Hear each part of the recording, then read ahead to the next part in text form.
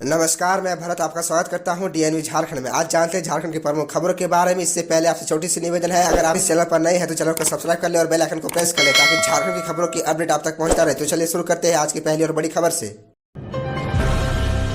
झारखंड में 6 लाख स्कूली बच्चों को नहीं मिला ड्रेस का पैसा, नए सत्र से बदल जाएंगे नियम। आपको बता दें कि झारखंड के करीब 6 लाख बच्चों को यूनिफॉर्म का पैसा नहीं मिल सका। स्कूली शिक्षा व स्वच्छता विभाग की ओर से कई बार रिमाइंडर दिए जाने के बाद भी सभी बच्चों को राशि नहीं दी जा सकी। यूनिफॉर्म का पैसा बच्चों के बैंक खाते में दिया गया था। जिन बच्चों का बैंक खाता नहीं था उनके लिए विद्यालय प्रबंधन समिति के खाते में राशि दी गई, लेकिन अभी भी 100% बच्चों को ड्रेस मुहैया नहीं हो पाई है। स्थिति यह है कि सुदूर ग्रामीण के स्कूलों के साथ साथ राजधानी के स्कूलों के बच्चे भी पुराने यूनिफॉर्म में दिख जाते हैं। दरअसल आपको ये भी बता दूं कि राज्य के प्रारंभिक स्कूलों में करीब 40 लाख बच्चे नामांकित थे। इसमें से 34 लाख बच्चों को पोशाक की राशि या फिर पोशाक मिल गई, लेकिन बाकी बच्चे इसे लाभान्वित नहीं हो सके हैं। स्कूली शिक्षा और स्वच्छता विभाग ने जिन बच्चों का बैंक खाता नहीं है उनके अभिभावकों के खाते में राशि भेजने का भी निर्देश दिया था, लेकिन यह भी सफल नहीं हो सका। जानकारी के अनुसार नई शैक्षणिक सत्र शुरू होने के बाद इस बार स्कूली बच्चों को बैग भी दिया जाएगा। बैग हर 2 साल में बच्चों को दिया जाता है। इसके लिए भी टेंडर की प्रक्रिया निकलेगी और स्कूल तक बैग पहुंचेगी। क्लासवार बैग की कीमत भी अलग अलग तय है, उसी अनुसार बैग बच्चों को उपलब्ध कराए जाएंगे।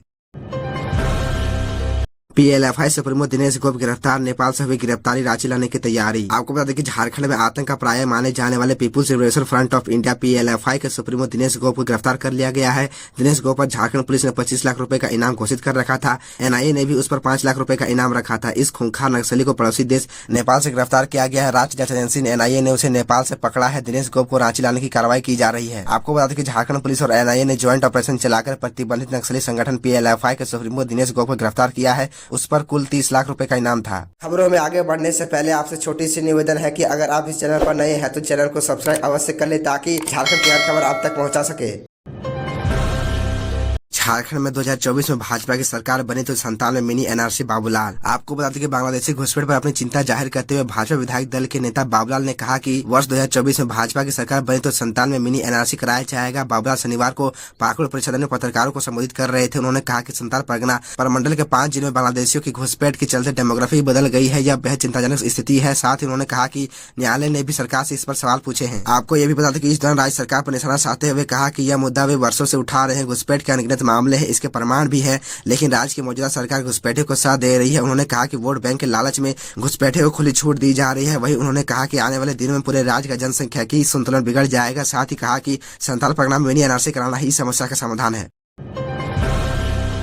कोल इंडिया के कर्मचारी का न्यूनतम वेतन अब होगा 43,000। इन मुद्दों पर बनी सहमति। आपको बता दें कि कोल इंडिया के किसी भी कर्मचारी का न्यूनतम वेतन अब 43,600 रुपए होगा। इस दिन कर्मियों का basic 39,000, attendance bonus 3,900, special DA 710 रुपए होगा। नया वेतन समझौता 5 साल के लिए प्रभावी होगा। कोल इंडिया के कर्मचारियों का वेतन समझौता हो गया है। शनिवार को प्रबंधन और मजदूर यूनियन के प्रतिनिधियों ने समझौते को अंतिम रूप दिया। शुक्रवार और शनिवार को चली बैठक के बाद सुविधाओं को अंतिम रूप दे दिया गया है। 6 जून को दिल्ली में कोयला मंत्री के समक्ष समझौता ज्ञापन समारोह का आयोजन होगा। इस बार किसी यूनियन ने समझौते का विरोध नहीं किया। 1 जुलाई 2021 की तिथि से कोयला कर्मियों का 11वां वेतनमान बकाया है। दैनिक मजदूरों का मानदेय भी तय किया गया है। अभी जिस मजदूर को 1180 रुपए प्रतिदिन मिल रहे हैं उनको 1750 रुपए प्रतिदिन मिलेगा। उत्खनन के काम में लगे कर्मी जिनका दैनिक मजदूरी 1078 रुपए प्रतिदिन होगा उनको 1602 रुपए मिलेगा।